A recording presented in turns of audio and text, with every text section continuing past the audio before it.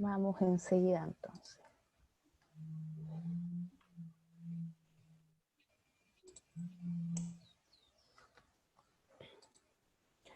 Bien, nuestra primera expositora es Romina Leighton. Ella es coordinadora de la carrera de psicopedagogía del INACAP en la sede de Talca. Y en el marco de educación superior, ella va a abordar distintas temáticas con respecto a lineamientos, visibilización, experiencias y los desafíos que implican el estar, ¿no?, dentro de todo este enfoque. Así que las dejo. Aquí, Romina, por favor, todo tuyo este espacio. Bien, muchas gracias. Buenas tardes a todos y todas. Como les había saludado ya por mensaje, me avisan si se escucha y Paula, si me puede apoyar con la presentación. La verdad es que idealmente yo voy a ir contando algunas cosas desde la visión de la academia y de la educación superior, de lo que yo conozco directamente desde INACAP, que es la institución donde trabajo, y también de un recorrido que tengo en general, ya que también conformo la red de educación superior inclusiva, entonces también estoy un poco en conocimiento respecto a lo que ocurre con otras instituciones, por lo menos acá en la región del Maule. Y a partir de eso, bueno, la verdad es que me gustaría también, si se puede, como en un conversatorio, que si surge alguna duda, si hay alguna consulta, cualquier cosa, que tenga la libertad de poder consultar y interrumpir, no hay ningún problema. Bien, ahí está. Entonces, mi nombre es Romina Leighton, ¿cierto? Yo soy académica de INACAP, específicamente del área de humanidades, ¿cierto? Y la verdad es que, dale nomás, Paula, no hay problema, dale la siguiente. Ya nos hicimos varias presentaciones, así que yo creo que hay que ir directo al tema. La verdad es que desde el abordaje de la educación superior, actualmente yo quise partir como este conversatorio plasmando un poco lo que plantea las bases políticas para la construcción de una educación inclusiva en educación superior. Y en ese sentido, lo que tenemos en nuestro país actualmente, desde el abordaje que se hace, son tres grandes ejes que están presentados acá en la diapositiva y que se basan en la interculturalidad, la discapacidad y, en tercer punto, el género y diversidad sexual. Esto es lo que plantea nuestro Ministerio de Educación y obviamente respaldado por la Agencia de Calidad respecto a la educación superior. Lamentablemente, y digo lamentablemente porque desde el conocimiento que nosotros tenemos y desde la institución también donde yo trabajo, hay muy poco respecto a la tercera temática sobre todo, en el sentido que generalmente se le da bastante énfasis al tema de la discapacidad. La mayoría de las universidades trabajan en función, ya han brindado bastante apoyo a través de CENADIS también, para poder abordar el tema de la discapacidad como en este enfoque de diversidad, ¿cierto? Y en relación a la interculturalidad y la diversidad de género y diversidad sexual, muy poco. En ese sentido, a pesar de lo que plantea la base de la política inclusiva de nuestro país, la diversidad de género y el enfoque de género está planteado y de hecho se invita a poder generar algunos protocolos de acción y abordar esto de manera mucho más profunda, sobre todo considerando que en las distintas instituciones de educación superior existe una gran diversidad, no solamente de género, sino que de cultura, de capacidades cognitivas, de capacidad de respecto, por ejemplo, a origen cultural, a capital cultural, con lo cual nosotros como académicos tenemos que relacionarnos día a día. Por lo tanto, aquí, como uno de los puntos que se tiene que comentar respecto a los desafíos, yo creo que más allá de lo que plantea la mayoría de las leyes asociadas a educación en nuestro país, hay bastante desafío todavía y esto de la diversidad de género y de diversidad sexual abordado desde la educación superior está de manera bastante incipiente todavía. Generalmente las diversidades se tienden a categorizar bastante, como la cultura o como la sexualidad o la conducta sexual o el género o la discapacidad o el diagnóstico.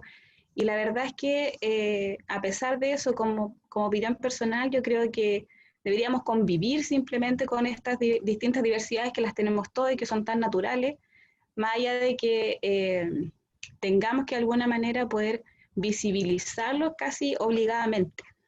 ¿Ya? Dale nomás la segunda.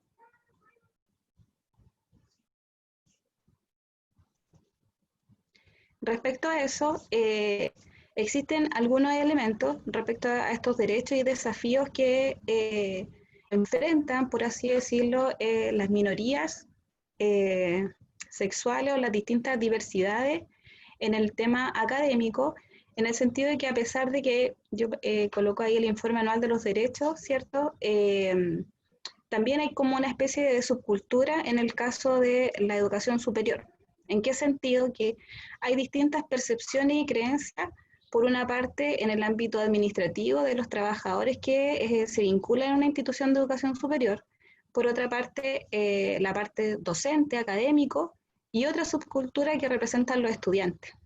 Cuando nosotros hacemos estudios tenemos distintas visiones, las creencias y las percepciones son bastante diferentes, desde lo que ve un administrativo, desde lo que entiende, consigue un docente respecto al trabajo que hace o la forma, las creencias que tiene ya previas y la mirada que tienen los estudiantes. Entonces, cuando hablamos de un derecho a la educación que no sea excluyente, también estamos hablando de que en el fondo hay que generar esta especie de identidad dentro de educación superior que tiene mucha relación con la visión estratégica que tiene la institución, pero que por otra parte debe saber conformar e integrar esta subcultura. Porque si bien hace bastante años atrás la mayoría de los docentes, cuando recién comenzaron las universidades, estaban enfocados, como por así decirlo, en una sola clase de estudiantes. Pero ahora nosotros nos enfrentamos con diversidades de estudiantes. Y eso es un panorama mucho más complejo todavía y tiene mucha relación con el tipo de docentes que trabajan en cada casa de estudio. Que eso es súper importante también, porque hay ciertos estereotipos, hay creencias previas, hay prejuicios, y todo eso en el fondo es una especie de respeto y tolerancia con el cual debemos convivir día a día, porque obviamente hay un tema generacional distinto, desde los que a lo mejor hacemos clases, o desde los que están a lo mejor en la parte administrativa, y obviamente de nuestros estudiantes de educación superior que tienen una visión completamente diferente a lo mejor de cómo nosotros fuimos formados en su momento. Y a eso me refiero principalmente de que también se plantea esto del derecho a la identidad, pero tiene que ver esto de la identidad abordado desde la educación superior, sobre todo en el sentido de poder tener una identidad, una visión en conjunto. No podemos hablar de que este derecho se pueda cumplir, que pueda ser efectivo, si es que la universidad que quiera hacerse cargo, por así decirlo, de esta temática, no hace, por ejemplo, un levantamiento de información, no recoge las necesidades y las percepciones de estos subgrupos, porque deben conformar una visión en conjunto. De lo contrario, el respeto al derecho de la vida privada, otro de los derechos que se plantean en este informe anual, a tener familia, a las relaciones que conversen dentro de una sala de clase, la misma diversidad que podemos encontrar en colaboradores, en compañeros de trabajo, debe ser una visión en conjunto. Y ahí es que está el desafío o el derecho versus el desafío, que es súper importante, porque en el fondo, por más que nosotros, o a lo mejor la política de educación superior, quiera plantearlo de esa manera, si no hay un proceso de cultura, inicialmente de instalar una cultura que esté basada en la diversidad de la institución de educación superior, es casi imposible poder instalar como tal. Sigan nomás. Dentro de alguna experiencia, y como bien dice, hay principales desafíos con la comunidad, por así decirlo, LGBT en Chile, se han hecho distintas iniciativas y como yo les decía al comienzo, hay estas como ideas o algunas actividades de manera incipiente que se han ido trabajando, pero están. Y eso es súper importante porque en el sentido, por ejemplo, el plan de igualdad de género, hay toda una conformación, hay un trabajo, hay una investigación, y de alguna manera la socialización de este plan de igualdad de género ha sido súper importante en algunos aspectos, por ejemplo, al lenguaje de enfoque de género. que ha sido, yo creo que una de las cosas que ha marcado bastante, por lo menos en educación superior, el utilizar un lenguaje que sea adecuado, de que no nos refiramos, por ejemplo, al profesor y lo hablemos de manera genérica para la profesora y el profesor, sino que podamos utilizar un lenguaje que esté adecuado y que sea inclusivo, considerando todo tipo de diversidades. También está la mesa de trabajo, inclusión, género y formación inicial docente, que no sé si es tan conocida, pero también ha sido un trabajo bastante profundo que se ha hecho en función de la formación inicial de los profesores. Y eso es bastante importante porque en la medida en que nosotros podamos trabajar desde la formación inicial, también vamos a generar prácticas que sean mucho más inclusivas y que puedan responder a todos los tipos de diversidades con los que se van a encontrar el día de mañana, no solamente en la universidad, sino que en cualquier contexto laboral, una persona que esté en pleno proceso de formación. Por lo tanto, esta mesa de trabajo que va por el lado de la inclusión y que conforma obviamente la parte de género, ha sido un hito bastante importante como experiencia en esta área. También está la RESI, la Red de Educación Superior Inclusiva, que se conforma, o que yo he participado por lo menos acá en la región, pero que está a nivel país, que están todas las universidades, institutos profesionales y CFT, participando, que está enfocado inicialmente en el área de la discapacidad, pero que ha ido de a poco incursionando o considerando otras temáticas, como por ejemplo la diversidad sexual y de género, que también ha sido una experiencia bastante exitosa. Hay universidades que van mucho más avanzadas en relación a INACAP, obviamente. INACAP está recién comenzando, tenemos un piloto muy incipiente, está casi en el papel para empezar a colocarlo en marcha, pero yo creo que así de a poco las instituciones se empiezan a sumar. Y obviamente lo de las estrategias metodológicas y los protocolos de resguardo de la dignidad, que hay varias universidades que ya lo han empezado a incorporar, sobre todo en los casos de acoso sexual, que se ha abordado como una temática en específico y que yo creo que obviamente las estrategias metodológicas y los protocolos en general, no solamente para el acoso, son súper necesarios y deben ser parte obviamente de la política de toda institución de educación superior, obviamente, donde se puede visibilizar mucho más esta temática que a lo mejor en otros contextos. Entonces, desde el punto de vista de experiencia exitosa, yo quise rescatar estas 4 porque creo que son las que de alguna manera han plasmado, han colocado el primer pilar, por así decirlo, para poder organizar y orientar el trabajo que se debe hacer respecto a la diversidad o la atención de la diversidad en educación superior. Paulita. Y por último, como desafíos que nos quedan y que tiene directa relación con lo que se espera o lo que deberíamos trabajar en general las universidades, los centros de formación técnica y los institutos profesionales, porque en el fondo, más allá de la categoría que tenga la institución de educación superior, son grupos muy similares, sobre todo las características culturales, solamente se difieren a lo mejor en carrera, intereses o niveles socioeconómicos, puede ser por una parte, pero es parte de la diversidad. Y respecto a los desafíos, primero que todo consiste en crear este enfoque que esté declarado a nivel institucional. La mayoría de las instituciones tienen toda su misión y su visión, y la mayoría también ha incorporado varios elementos como de la inclusión, pero no lo declara de manera detallada. Entonces, también caen como en este problema de que se declaran inclusivos en el papel, pero en la práctica vemos pocas instancias o no entendemos a qué nos referimos con ser inclusivos, si lo estamos hablando del punto de la discapacidad, lo estamos hablando del enfoque de género, lo estamos hablando de la interculturalidad, lo estamos hablando de las minorías, estamos hablando en términos de accesibilidad.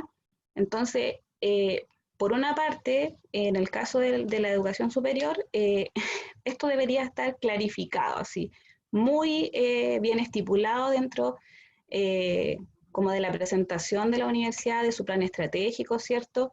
Y ojalá poderlo incorporar de manera permanente. Lo segundo, la adecuación de la política. En nuestro caso en particular, nosotros tenemos nuestra política de inclusión, que hasta la fecha la que está construida está relacionada solamente con la parte administrativa, pero no tenemos una política de educación inclusiva pensada en qué vamos a entender por inclusión para los estudiantes, porque llevamos más o menos unos 2 años trabajando en ello y la verdad es que ha sido bastante complejo porque hay todo un tema jurídico detrás que hay que abordar, porque todo lo que quede plasmado en la política institucional puede ser como un arma de doble filo, por así decirlo, porque ya que en el momento que se declare la política son cosas que se tienen que cumplir sí o sí, pero es absolutamente necesario, porque es la única manera de poder visibilizar y realmente responder a las necesidades de los estudiantes.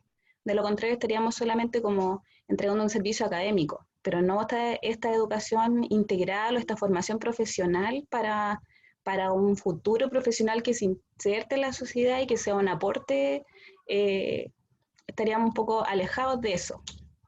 En tercer punto, la adaptabilidad y pertinencia a la población. Como hablábamos el otro día, me acordaba de Paula, como las particularidades de cada una de las regiones. Y eso también es fundamental respecto a cómo nosotros bajamos esta política o la visión que tiene una institución en cuáles son las características del lugar donde nosotros trabajamos. Las características, por ejemplo, la región del Maule, los estudiantes que nosotros tenemos, por ejemplo, en INACAP, tienen sus particularidades. Y eso es fundamental para construir una visión y un trabajo en atención a la diversidad, tenerlo súper claro. Es como cuando uno dice, nos tenemos que hacer cargo de lo que tenemos. Y es la única forma también de poder entregar una respuesta educativa adecuada, pertinente, de calidad, inclusiva, como declara nuestra Ley General de Educación.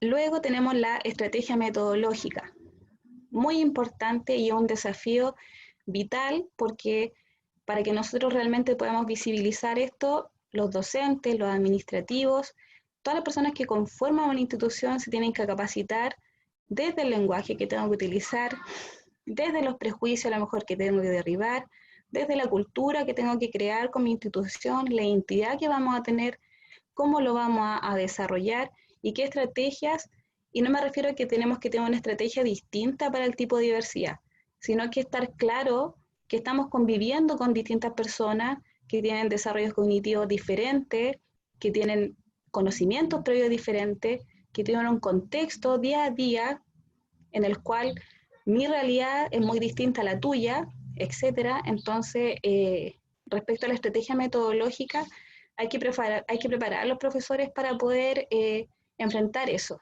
No es una tarea fácil.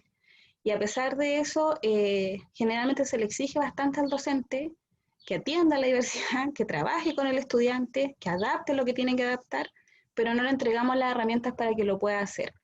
Y eso, vuelvo a insistir, que tiene que estar en el enfoque declarado a nivel institucional, en la adecuación que se hace de la política y con la pertinencia del trabajo que nosotros hacemos y para que realmente sea de calidad. Y todo eso conforma y debe estar relacionado con esta visión estratégica.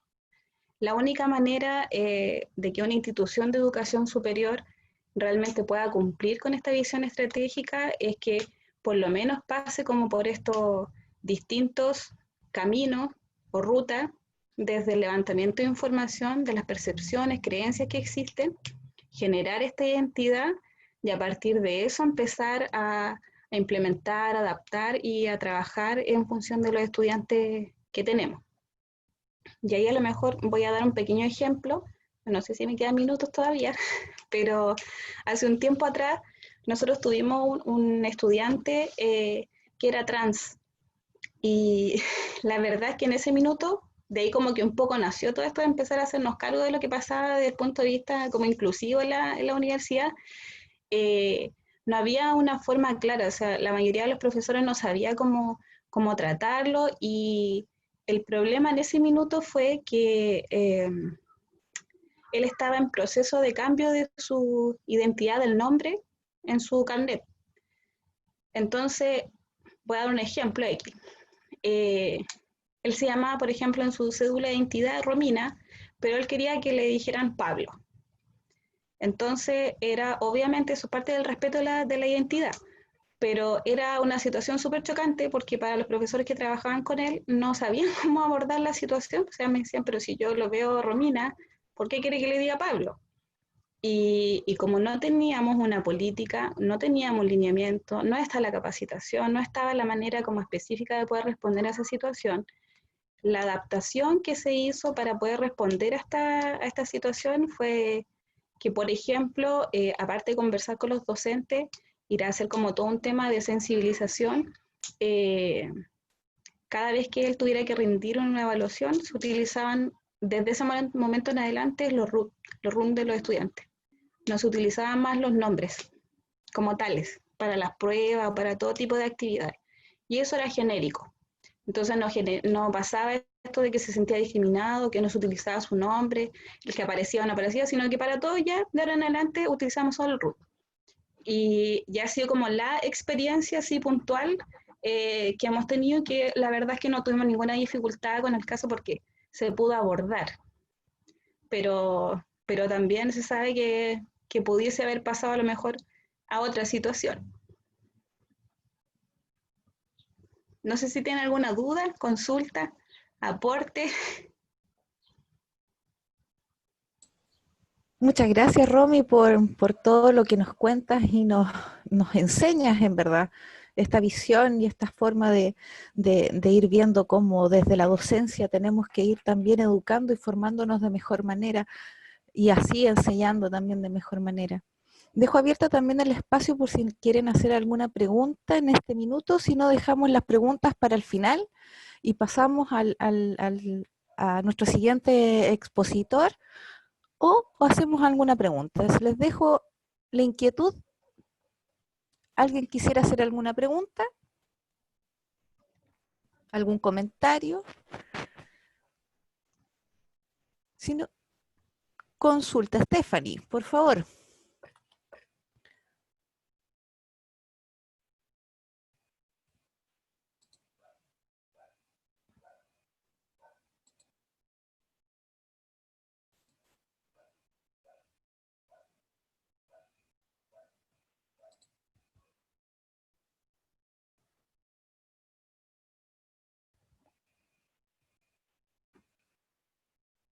Puedes decirnos tu consulta por voz. Puedes habilitar tu micrófono y hablarnos, ¿no? Si te resulta más cómodo. ¿Me escuchan? Sí, te escuchamos. Ah, ya. Sí, es que tengo muchos problemas con la conexión, por eso. Bueno, yo soy Josephine. Yo estudié en la Universidad Santo Tomás de la sede de Talca y como experiencia hay una gran cantidad de comunidad LGTB que en verdad se nota mucho que está muy segregada y por eso era mi duda hacia Romy, que tú decías que solamente hay como mesas de diálogo, pero para las personas que tienen algún tipo de discapacidad, no para la comunidad LGTB. ¿Existe algún proyecto en concreto que hable solamente de la comunidad LGTB en la región del Maule?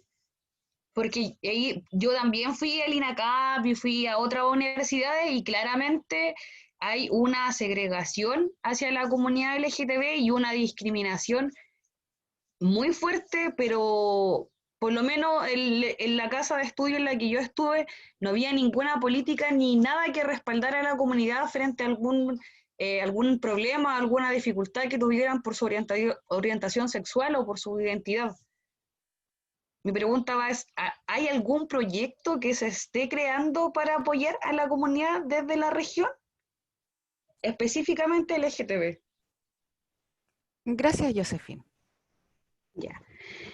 Mira, lo que yo comentaba anteriormente era que, claro, efectivamente la región, lo que existe así como de manera formal y que trabaja en conjunto con la gobernación, la intendencia, ¿cierto? Para postulación de proyectos, etcétera, es la RESIP, la Red de Educación Superior Inclusiva. Lamentablemente sí, se ha enfocado bastante en el área de la discapacidad, a pesar que es Red de Educación Superior Inclusiva y que esto debería abarcar todas las temáticas, todo lo que tiene relación con la inclusión, no solamente la discapacidad, se ha enfocado en eso porque probablemente, como tú bien dices, está mucho más visible y el tema de la comunidad, las agrupaciones LGBTI, es mucho más invisible en el sentido de que las personas que trabajan en la institución lo invisibilizan.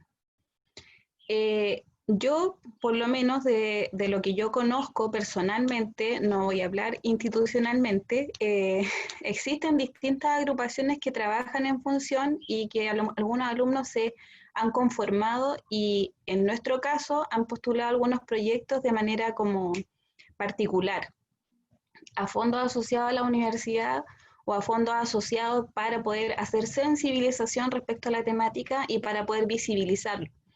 Porque lamentablemente, por ejemplo, cuando comenzó la RESI, los casos de discapacidad se empezaron a trabajar en el minuto en que se empezaron a volver visibles, masivos, en que empezaron cada uno de estos mismos grupos a postular de manera particular a proyectos. En ese minuto la universidad empezó como a hacerse cargo de esto y empezar a trabajar con los estudiantes que tenían algún tipo de discapacidad. Yo creo que en este proceso debería ocurrir exactamente lo mismo.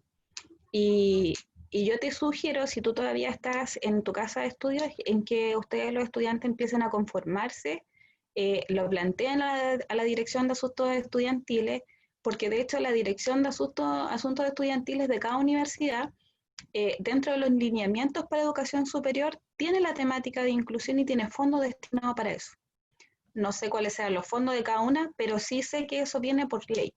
Por lo tanto, basta con que los alumnos comiencen un poco, por así decirlo, a demandar los recursos o a demandar un poco que se vuelva mucho más visible o que esto se aborde, porque de lo contrario, con las culturas que existen, por lo menos de lo que yo he visto, eh, casi nada, como tú bien decías.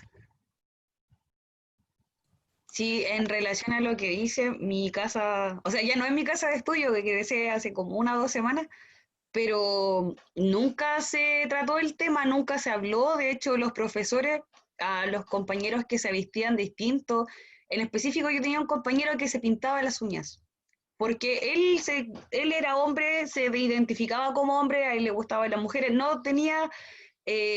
no se asociaba o no era parte de la comunidad LGTB, solo se pintaba las uñas, pero era discriminado en la universidad por pintarse las uñas y lo encontraba totalmente absurdo, pero nunca le dieron una solución o le dijeron que ya no lo iban a dejar de hacer, nunca hubo una respuesta desde la universidad o desde la escuela, desde nada, como que todos esos temas se acallaban. Pero Eso, gracias por la respuesta. sí, eso lamentablemente ocurre por lo que yo planteé al principio, porque existen estas subculturas entre lo que ve el alumno, entre la visión que tienen los docentes, la visión que existe de los administrativos, que no conversan entre ellas. Entonces, estas culturas tienen que empezar a conversar, tienen que empezar a visibilizar estos temas, porque de lo contrario, así como a lo mejor te pasó a ti, pasan y pasan estudiantes y sigue esta temática sin colocarse como sobre la mesa. Y lamentablemente esto va a ser, cada día va a tomar más fuerza. Por lo tanto, en algún momento no, todos se van a tener que hacer cargo sí o sí, y de este tipo de diversidades como de muchas más. Lo que va a pasar, por ejemplo, en el tema de interculturalidad en unos años más. Eso también va a ser un tema importante en la universidad, porque vamos a tener muchos estudiantes migrantes extranjeros conviviendo con a lo mejor lo que no se ve tanto ahora, que eso también va a ser una temática importante en un par de años más, yo creo, sin problema. Justamente, pues, y es ahí el desafío versus derecho, como usted misma señala. Vamos a pasar al siguiente expositor. Romina, muchísimas gracias. Si hay alguna pregunta, también la vamos a dejar para el final, para darle paso también a nuestro próximo expositor. Les presento, ahora vamos a escuchar a Cris Córdoba, fundadora y coordinadora de Educación OTD Chile, activista, transfeminista, investigadora, conferencista nacional y extranjera, docente en el área de derechos humanos y también docente en nuestra consultora especializada CD.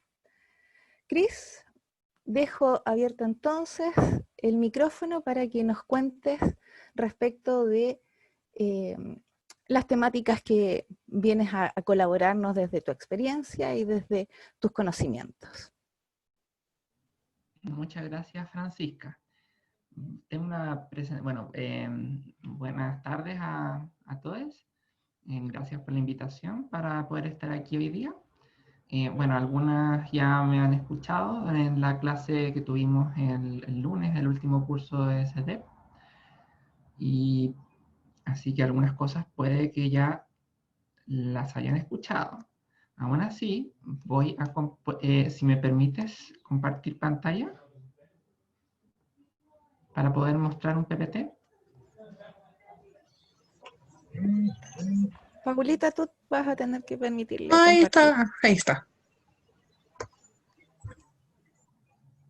Ya. Está en pausa la función, me dice. Ahí le puse play. Usted está viendo la pantalla, me aparece a mí, de OT Educa, OT de Chile. Espero que... A ver, voy a intentar de nuevo. Ya, ahora sí. No sé por qué me parece que la función de compartir las pantallas está en pausa.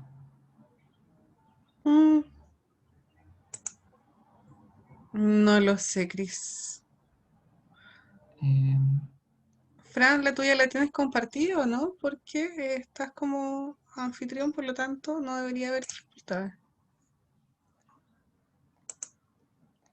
Yo sí puedo compartir mi pantalla. ya, ahora sí. Ahí sí. Ahí ya Ya, veo la... perfecto.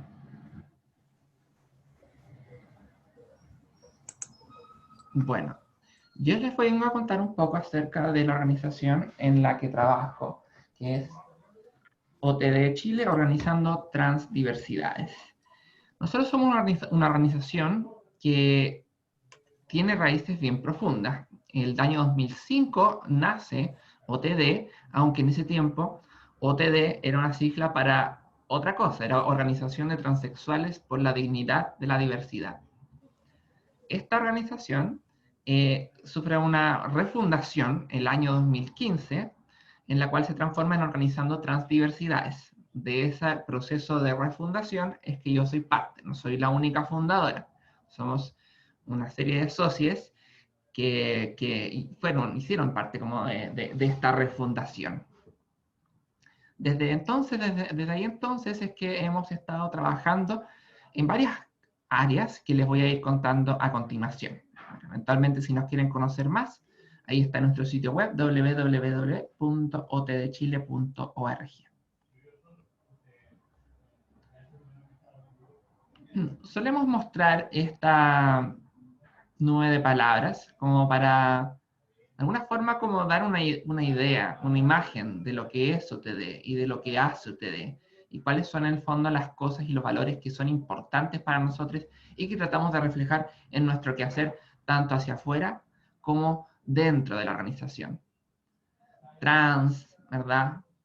Valores, autónoma, democracia, respeto, cuerpos, activismo, diversidades, identidad, género, transfeminista, derechos humanos, empoderamiento.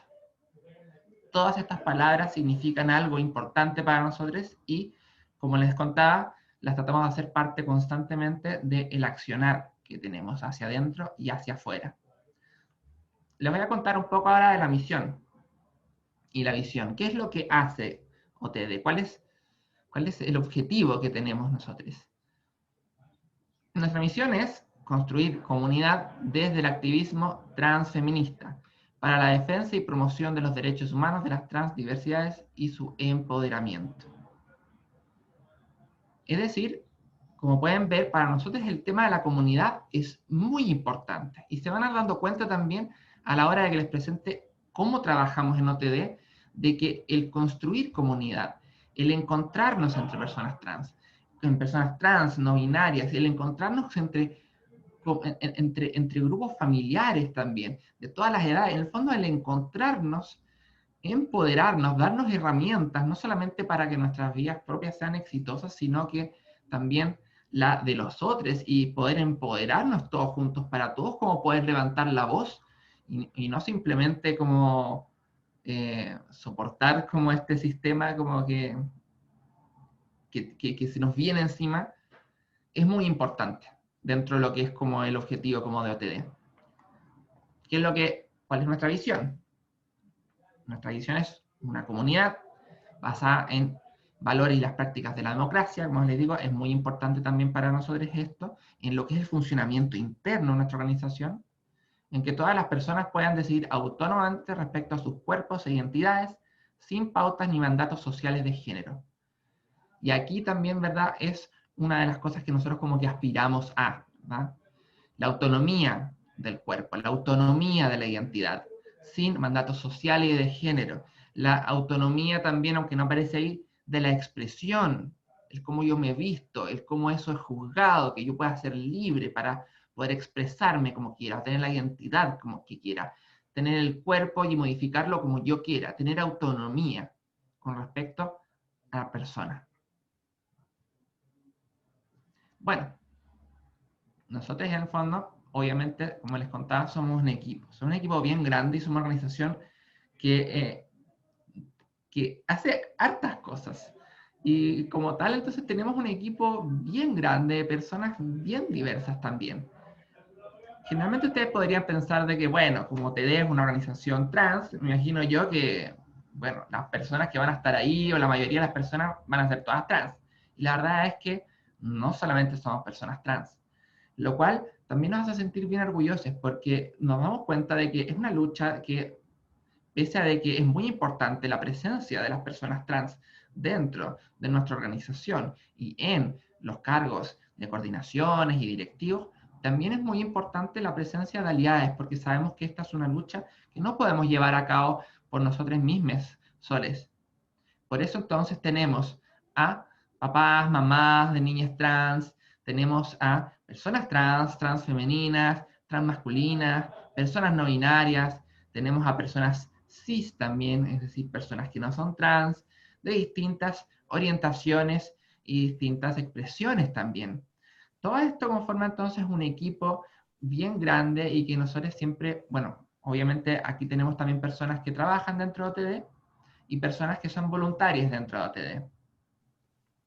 Todo este gran equipo en el fondo siempre tratamos de mantenerlo en conjunto con estos elementos que son muy importantes para nosotras, de sororidad, por ejemplo, y también, como les contaba, del tema de la democracia, cómo poder trabajar siempre respetando y considerando dentro de lo posible las opiniones de todas para poder ir avanzando y decidiendo qué es lo que hacemos con nuestra organización. En ese sentido, es muy importante recalcar que el transfeminismo es una cosa que intentamos también llevar a la práctica, no solamente en el discurso, no solamente en ir a hablar de transfeminismo afuera, porque el transfeminismo, o el feminismo en general, es algo que tiene que hacerse en la práctica, en el día a día, ¿no? Eso también es un desafío, porque no hay, como se pudieran imaginar ustedes, un manual como para poder llevar a cabo las prácticas que consideramos parte dentro del transfeminismo o el feminismo.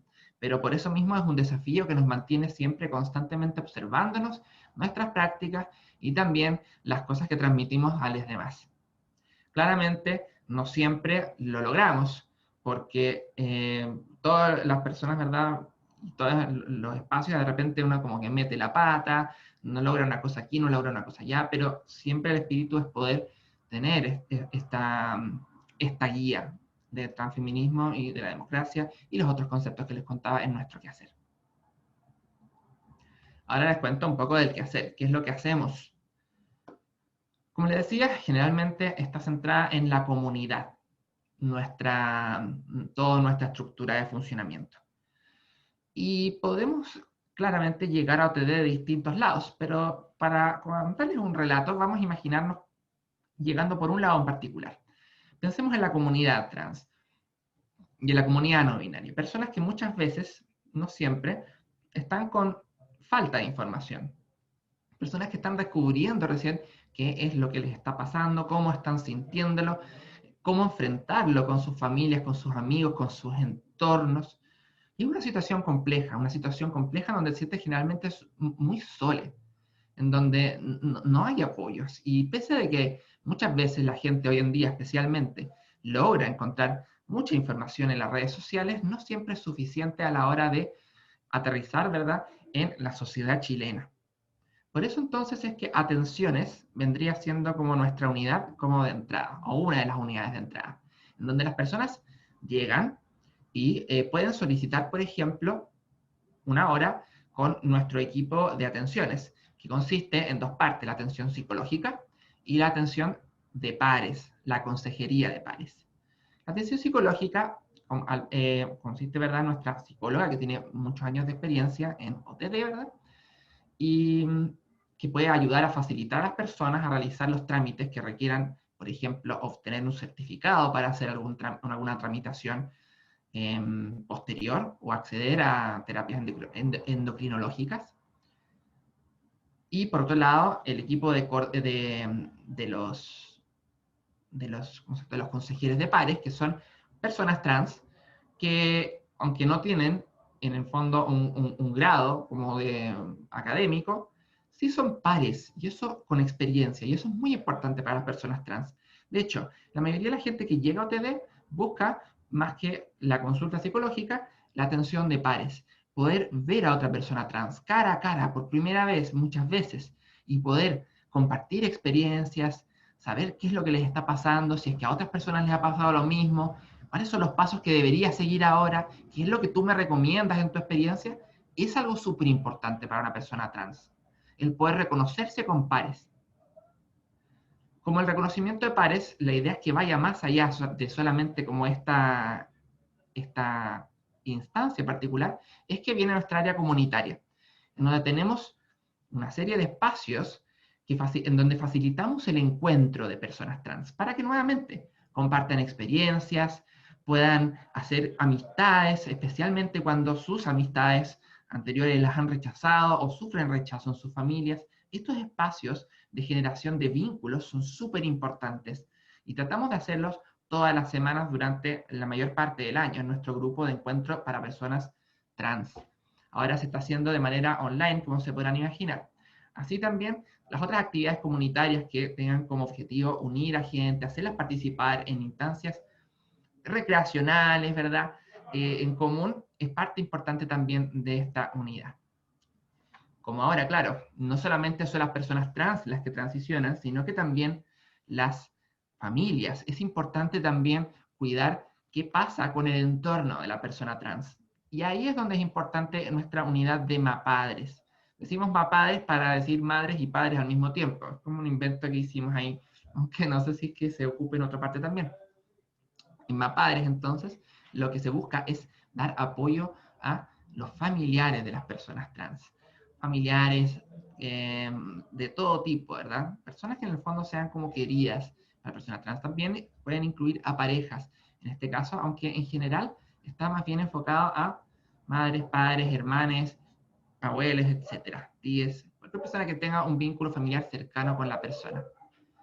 Porque como se pueden imaginar, no es fácil para una familia muchas veces. Falta información, y cuando un adulto, otro adulto en el fondo, puede compartir esta información y puede compartir experiencias, las familias también les pasa algo similar que a las personas trans. Se sienten menos solas, se sienten más acompañadas. Y eventualmente también, y eso es muy importante, especialmente en una sociedad en donde muchas veces a los padres que quieren ser, padres que quieren ser comprensivos con sus hijos, a veces no tienen el apoyo del resto de la familia, o no tienen el apoyo de los amigos de la familia. Dicen, esta familia, ¿verdad?, está ahí como pervirtiendo a su hija. Y para una familia sentir de que no es nada de esas cosas, y de que la experiencia trans es algo que ocurre en la vida, o puede ocurrir en la vida de una persona, ¿verdad?, es importante compartir estas experiencias para reafirmar y empoderarse también. Ahora, no basta con cambiar y empoderar a nuestras comunidades, sino que a veces también hay que salir afuera, hay que ir a los establecimientos educacionales, hay que ir a los establecimientos de salud, porque aunque nosotros estemos muy empoderadas, si el sistema no cambia, lamentablemente el cambio no va a ser completo. Por eso es que tenemos nuestras unidades de educación entonces y de salud. En educación nos encargamos de hacer talleres y capacitaciones en 2 instancias principales. Número 1, para cualquier persona dentro de la comunidad que quiera eventualmente seguir los pasos del activismo o ganar más herramientas con respecto a eso, para poder ellos mismos convertirse en educadores o activistas. Independientemente, tenemos nuestra área de educación interna, en donde hemos hecho actividades que incluyen escuelas de capacitación para como personas trans y no binarias y aliadas también. No cerramos la puerta nunca a los aliados en general. Y eso es parte importante como de la unidad de educación. Por otro lado, tenemos el área de educación externa, que eso ya va a talleres a colegios, a instituciones públicas, a empresas en algunos casos, y en general a cualquier espacio que nos pida ayuda por existencia, ¿verdad?, de una persona trans dentro de sus establecimientos.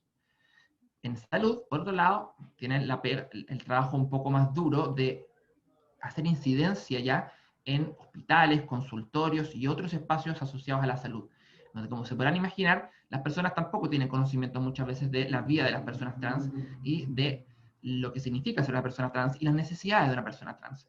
Como consecuencia es importantísimo la generación de protocolos, especialmente en hospitales, en consultorios, en donde hemos ayudado a generar varios protocolos en varios hospitales a lo largo del país. Otros han podido hacer sus propios protocolos basándose un poco en las cosas que ya se han hecho antes, en las cuales hemos participado nosotros también en algunos casos. Por último, no solamente hay que hacer incidencia dentro de lo que es el área de salud particularmente, sino que hay que hacer incidencia a nivel nacional. Necesitamos leyes que nos protejan. Necesitamos en el fondo también protección desde arriba hacia abajo. Necesitamos poder, como lo logramos eventualmente, hacer cambios para que nuestros nombres sociales se reconozcan y eventualmente también hacer el cambio en el carnet. Es decir, necesitamos la acción de incidencia a nivel de legislación y de políticas públicas. Esa es nuestra última área que está funcional hoy en día.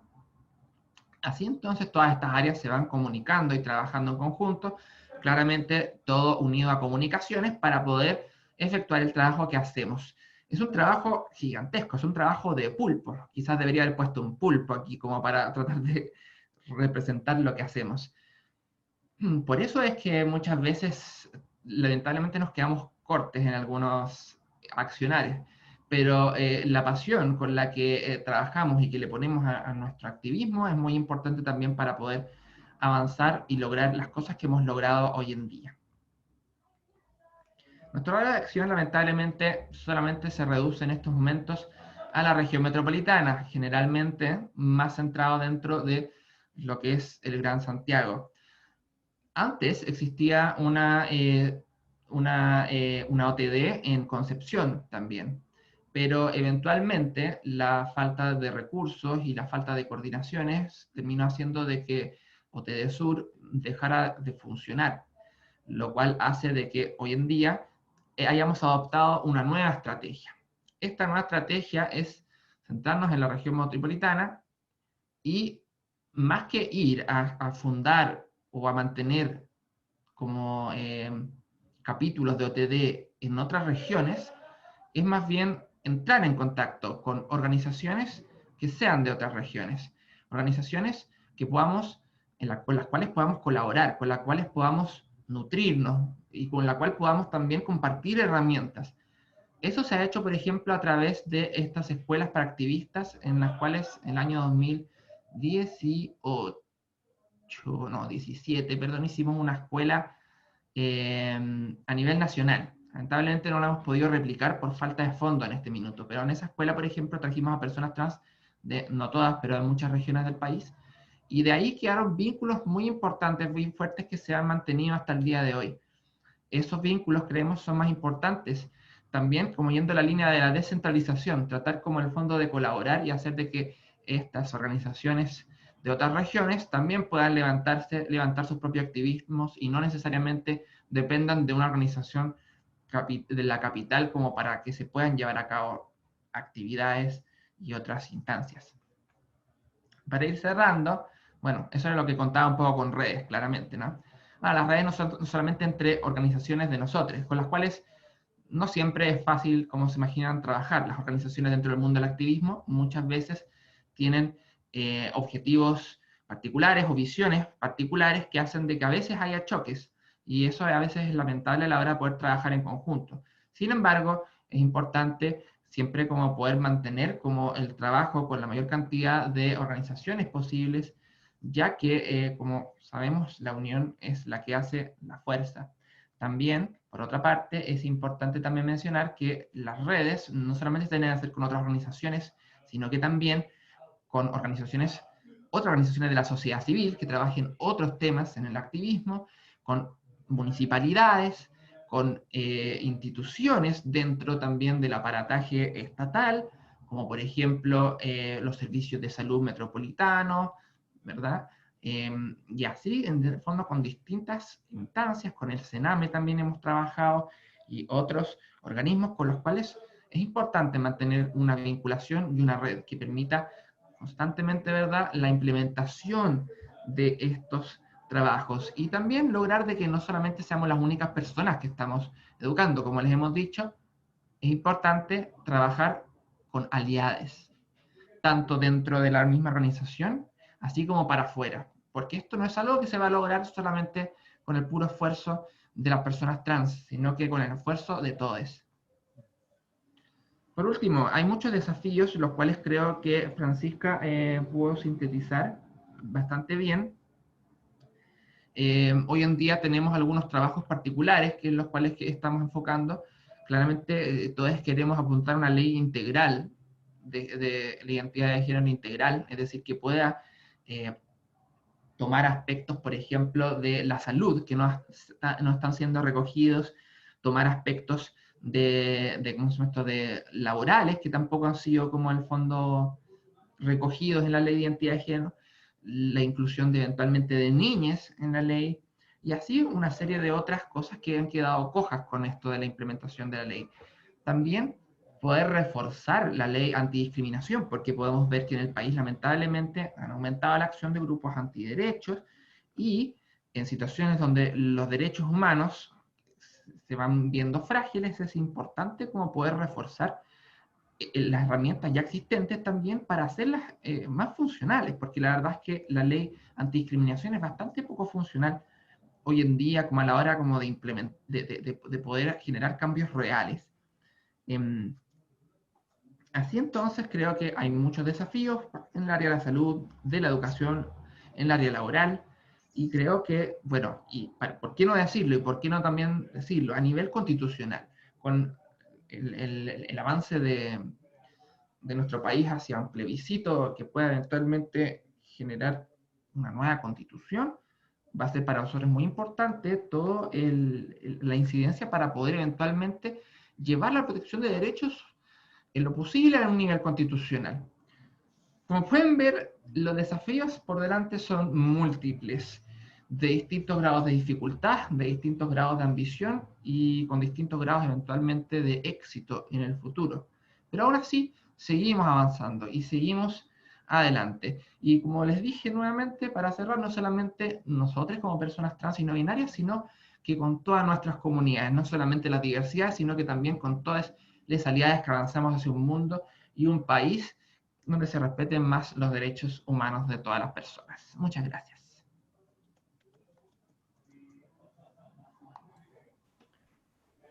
Muchas gracias, Cris. Qué importante todo lo que nos señalas, ¿no? Complementando con lo que Romina nos expuso delante. Qué claridad, qué fuerza, qué motivación. Y quiero hacerte una pregunta que está en el chat, que nos preguntan cómo logran financiarse. Ya, financiamiento. El financiamiento es un tema, como se podrán imaginar, bien complejo. Yo siempre he pensado que el mundo de las artes, el mundo de las ciencias, del cual vengo yo, y el mundo del activismo funcionan muy similares en ciertos aspectos, que tiene que ver con el que siempre estamos postulando a fondos, ¿ya? Fondos principalmente internacionales. Como se podrán imaginar, hay fondos nacionales también para proyectos, fondos que son del Estado o fondos que utilizan ciertas financiadoras como nacionales, pero en general los fondos que se reparten a nivel como de país, especialmente los que se parten a nivel de estados, tienen maquinarias como de postulación súper complejas, lo cual los hacen difíciles o complejos de postular muchas veces, especialmente si no si no tienes como el expertise. Cualquier persona que esté aquí, que conozca cómo funcionan los Fondarts, por ejemplo, ya sabrán lo complejo que es como un poco postular. Hay fondos que de repente que permiten llevar a cabo acciones más concretas a nivel municipal y cosas así, pero nosotros generalmente nos hemos centrado en el financiamiento internacional. Financiamiento internacional, no puedo decirte quizás cómo llegó de primera instancia a OTD, porque cuando yo llegué por ahí el 2015, ya existían algunas financiadoras que nos tenían los ojos encima nuestros y nos iban apoyando. Pero a medida de que en el fondo íbamos participando o postulando, por ejemplo, a encuentros internacionales y pudiendo tener la capacidad de cada vez poder viajar al extranjero, ahí, por ejemplo, también podíamos dar a conocer nuestro trabajo y así también eventualmente ir postulando a distintos fondos de financiadoras que generalmente trabajan con temas de derechos humanos o trabajos o directamente que tengan que ver con diversidades. La mayor parte igual a veces son fundaciones que financian como muchos temas en global y que se centran a veces en financiar durante ciertos años o durante ciertos periodos ciertos temas, lo cual llega a la segunda parte. Estos financiamientos internacionales no son fijos. Generalmente una financiadora te puede financiar un proyecto para 1 año, para 2 años, a veces algunas que son de largo aliento para 3 años, a veces un poco más, pero eventualmente hay muchos temas en el mundo, ¿no? Y las financiadoras muchas veces quieren poder como ir poniendo las platas donde hay más necesidades. Con toda la situación como mundial de hoy en día, como se podrán imaginar, el tema de la plata está siendo complicado en general para las diversidades sexuales en todo el mundo. Y también es para nosotros. Entonces, obviamente ahí como que hay que empezar a encontrar otras formas de financiamiento. Formas como, por ejemplo, poder constituir como nuestra OTEC, que estamos tratando de hacer hace un tiempo. Y así una serie de otras cosas como para poder generar como el autosustento, ¿no? Pero el tema del financiamiento nunca es fácil. Incluso para las organizaciones que parecen estar haciendo muchas cosas, financiamiento, tarde o temprano, es como una fuente que a medida que van cambiando los intereses globales, va cambiando también. Así que eso no sé si responde un poco como la pregunta así en general. Muchísimas gracias, sí, Cristo, completamente. Y vaya uno a saber lo que es el financiamiento, ¿no? Es un tema Bueno, un complejo y millón de largo, sí. gracias. Si hay alguna otra pregunta, las hacemos al final. Vamos a dar paso ahora a nuestra siguiente expositora, Jennifer Durán. Voy a compartirles aquí la pantalla para que podamos ver.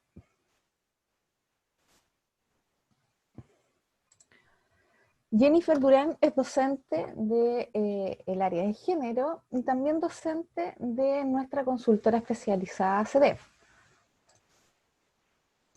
Y ella, bueno, viene a comentarnos sobre las legislaciones y las demandas que están en este minuto frente a los movimientos sociales y las diversidades sexuales y de género. Jennifer, queda con el micrófono abierto. Muchas gracias, Francisca. Bueno, primero que nada, saludarles a todos, agradecer la invitación desde la consultora. Un saludo especial a Cris también, que nos topamos cada cierto tiempo en distintas actividades. Estábamos comentando hoy también respecto a eso. Y bueno, tal como señalaban, voy a pensarles ahora un poco cómo ha sido el tema de la legislación en general en Chile respecto a lo que tiene que ver con diversidad, disidencia sexual o comunidad LGBTI. Voy a compartir pantalla, por favor, confírmenme que se ve bien porque suelo tener dificultades técnicas en esta parte. Danos un segundo, Jenny, que la Paula nos comparta, te permita compartir pantalla. Ya. Un poquito. Ya está la posibilidad de compartir ya. ¿Ya está? Súper. Sí. Perfecto, ahí está.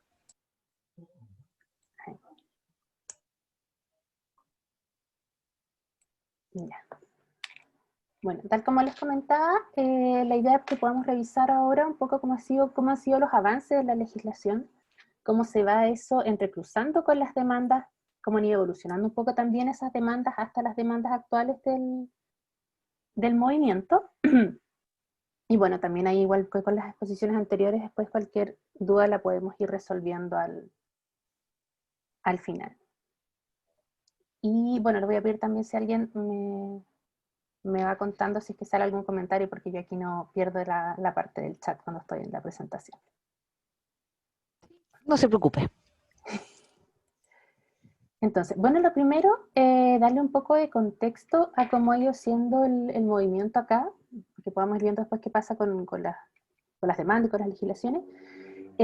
Partimos un poco en los 70 con algunas de las primeras apariciones que de hecho han estado circulando en los últimos 2 años, un poco más quizás en redes sociales, respecto a algunas actividades, reuniones, un primer intento de marcha que se hace cerca de la Plaza de Armas en los 70, que es bastante maltratada, digamos, en la prensa escrita en ese momento, tanto la que era, pensemos el año 70-73, tanto la que era, digamos, de derecha o la que era de sectores de izquierda o más liberales, digamos.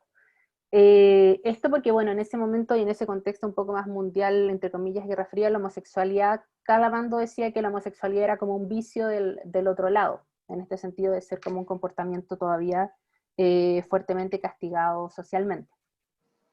Entonces, a partir de los años 80, y en Chile principalmente ya 84, un poco con lo que se da respecto al asesinato de Mónica Briones, que no sé si lo habrán visto durante las clases, y más también a partir de la necesidad de poder ir organizando un poco las distintas personas en ese momento, que para esos tiempos como identidades eran principalmente como gay, lesbiana y trans.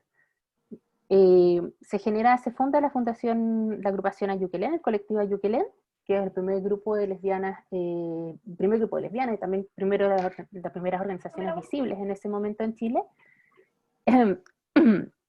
Y también nace en el 88 el colectivo de las Yeguas del Apocalipsis, donde participaba Pedro Lemebel, y dadas las dificultades, digamos, de salud que estaba enfrentando el país en ese momento, también la Corporación Chilena de Prevención del SIDA a finales de los 80.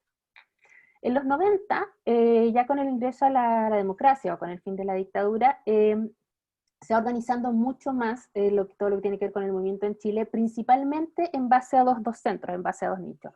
Uno que tiene que ver con el tema del VIH en Chile, que evidentemente con los prejuicios que ven en la época, es poco lo que hace en esos momentos el Ministerio de Salud, digamos, y se levanta en cambio este discurso muy en el sentido punitivista de que el VIH, el SIDA es como el castigo de los colipatos y de los desviados, entonces no se identifica solamente a la población homosexual o los hombres homosexuales, entonces no se hace ningún tipo de trabajo que tenga que ver con la prevención.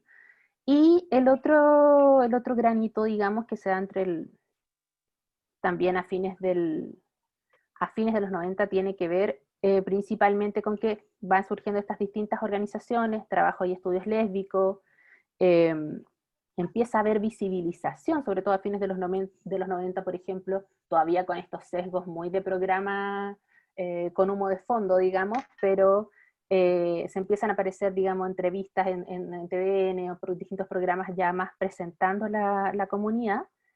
Y a nivel legal lo que está más fuerte es la lucha que empieza en el 95 y que se logra finalmente en el año 99, que es la despenalización de la sodomía. Hasta ese momento Chile tenía una ley que castigaba solo entre hombres las actividades sexuales. Y es importante ver esta diferencia, digamos, entre el 95, cuando se empieza a discutir en la Cámara de Diputados, hasta que el 99 finalmente se logra, porque esta gran diferencia, o esta diferencia que podemos encontrar entre cuando se empieza a trabajar la ley y cuando finalmente se logra que sea promulgada, la vamos a seguir viendo en las otras solicitudes, las otras demandas, digamos, que forman parte también del movimiento LGBTI. Y porque también la despenalización de la sodomía está fuertemente marcada también por situaciones externas, que nos va a seguir pasando en el tema LGBTI. En ese momento, en ese periodo, Chile estaba firmando muchos tratados de comercio, distintos tratados internacionales con Europa. Y una de las solicitudes que tenían los países europeos de firmar esos tratados era que Chile no tuviera una legislación que promoviera la discriminación. Entonces, si bien tenemos por una parte todo lo que tiene que ver con la actividad de los distintos grupos, de las distintas organizaciones, también es importante cómo en este caso, por ejemplo, la presión internacional permite que esa ley efectivamente sea derogada de manera mucho más rápida de lo que ha pasado con otras leyes posteriormente. A partir del año 2000 ya empieza a ser mucho más visible el tema de las organizaciones, se empieza a ver también organizaciones dentro de las distintas espacios estudiantiles, principalmente en Santiago, en algunos casos también en Valparaíso. Y también sigue, digamos, apareciendo muchas más organizaciones, y también se empieza un poco ya a diversificar las demandas, y también al surgir, por ejemplo, organizaciones específicamente de trans, organizaciones específicamente de lesbianas, organizaciones específicamente vinculadas, por ejemplo, a partidos políticos o a personas simpatizantes de lo que denominaríamos como la izquierda chilena. Empiezan a surgir revistas, programas de radio, se generan en Santiago encuentros artísticos, el ELTA que se hace en algunos momentos incluso de la que era la fecha anteriormente, que está frente a la Universidad Católica, y también se empieza a denunciar, y eso es muy importante, de manera visible, y a exigir cambios en lo que tenía que ver con discriminación, homofobia, transfobia hacia escolares. Logrando, en la mayoría de los casos que se denunciaron en ese momento, que se revirtiera la discriminación a favor de los estudiantes. Principalmente se debía a, por ejemplo, estudiantes que eran pareja, que se habían dado un beso dentro del colegio, o que el colegio sabía que eran pareja, y ya sea que los expulsaban, o que les negaban la matrícula para el año siguiente. Entonces en ese momento ya se empiezan a hacer visibles las denuncias, y se logra también efectivamente un triunfo, digamos, respecto a lo que pasaba anteriormente. Esto es porque se va quitando el sesgo empieza a haber este tránsito, digamos, desde este sesgo de la homosexualidad como algo de lo que yo me avergüenzo y por tanto algo que yo oculto, que no quiero que se sepa, a la homosexualidad como parte identitaria, digamos, de mi personalidad, y por tanto también como un espacio de mi identidad en la que yo puedo exigir derechos y que no debo ser discriminada por esa situación, a diferencia de lo que pasaba antes. Ya tenemos después, a partir del 2009, que se empieza a trabajar el proyecto de matrimonio igualitario, que ha estado, como matrimonio igualitario, ha estado varias veces entra y sale un poco de la discusión política, según también como sea, tal como mencionaba Cris, como sean un poco las distintas prioridades que vayan surgiendo dentro de la agenda política y cómo estén los tiempos, y en ese sentido es un poco complicado cómo es el tránsito desde el movimiento LGBTI, porque si bien efectivamente es súper importante, tenemos dificultades en salud, dificultades en educación, tenemos asesinatos, discriminación legal, etcétera, pero un poco como les pasaba antes a las feministas cuando se incorporaban a los movimientos políticos, siempre es una demanda que va quedando un poco fuera del discurso, porque no se considera como una demanda urgente. Entonces también eso refuerza este ir y venir de las distintas necesidades que plantean los movimientos y los colectivos. Ya a partir del 2010 empezamos un poco con esta oleada ya más fuerte de leyes, entre comillas, pro-LGBTI, y con una mayor visibilidad de participación política. Siguen surgiendo nuevas distintas organizaciones. El asesinato de Daniel Zemudio en el 2012 permite que se promulgue la ley antidiscriminación, que es la que se está reformulando ahora, la ley 20.609. Se da también la sentencia de la Corte Interamericana respecto al caso Talarrifo, que fue a quien le habían quitado la tuición de sus hijos, argumentando que su lesbianismo iba contra los derechos y bienestar de los niños. Y también empiezan a aparecer dentro de quienes participan como concejales o que se disputan cargos públicos, personas que abiertamente se declaran como gays, que abiertamente se declaran como mujeres trans, y que logran efectivamente, por ejemplo, entrar a cargos de concejales municipales en distintas comunas de Chile: Providencia, Lampa, Valparaíso, Antuco. Incluso se presenta ya el primer candidato abiertamente homosexual para ser elegido como diputado, lo que le va dando evidentemente más fuerza a esta idea de la necesidad de salir de este tabú, digamos, de la discriminación hacia la homosexualidad, e no solamente ir avanzando en exigir derechos, sino también en una participación política activa y representativa en los distintos espacios de poder, como sea la Cámara de Diputados o las distintas organizaciones municipales.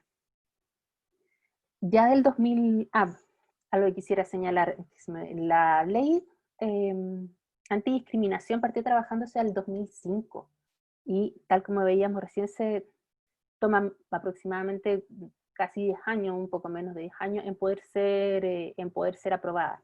Esa ley, cuando se comienza a trabajar, se trabaja con muchas organizaciones, distintas organizaciones de la diversidad sexual, y la ley va quedando constantemente reducida para poder lograr sacar lo que en ese tiempo sería un documento que sí era posible de ser aprobado por todos, dentro de la Cámara de Diputados y Senadores, y va perdiendo muchas de las cualidades que son precisamente las que ahora en esta nueva discusión que se está dando, que ya pasó a la Cámara de Diputados, se reincorporan nuevamente, que estaban en este gran folleto, en este gran documento original que se trabajó en ese momento, que no, evidentemente en ese momento no sale, pero que ahora sí se puede efectivamente retomar.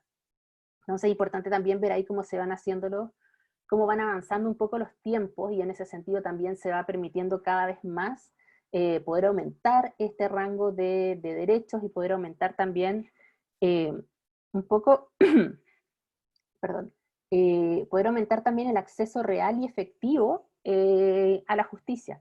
Tal como mencionaban en ambas exposiciones anteriores, una cosa es que una organización, o que un país en este caso, tenga un marco legislativo, y otra cosa es que ese marco legislativo sea efectivamente accesible para las personas que ven vulneradas sus derechos, y que sea un marco legislativo que sea protector de la víctima, y no que dificulte, que era lo que pasa con la ley antidiscriminación que se está modificando ahora, que en cambio dificulte que las propias personas que han sido víctimas, en este caso de discriminación, puedan acceder a una demanda por justicia. Vamos a ir revisando un poco más adelante qué puntos son los que se pretenden lograr reincorporar ahora. Bueno, ya finalmente para el año 2015-2020 se empiezan a trabajar también conceptos nuevos, aparece la idea de disidencia como una mirada mucho más política de las reivindicaciones de la comunidad LGBTI. Se empiezan a ver, también empiezan a llegar a Chile movimientos que habían estado anteriormente en otros países, como el tema del bus de la libertad, y a partir de esa discusión también, y de las demandas que venían anteriormente y de manera creciente en el sistema educativo, por ejemplo, se generan también orientaciones, leyes, circulares, etcétera, para prevenir la discriminación tanto hacia niñas lesbianas, gays, trans, dentro de los establecimientos educativos. Se promulga también la ley de unión civil en este periodo, y la ley de identidad de género.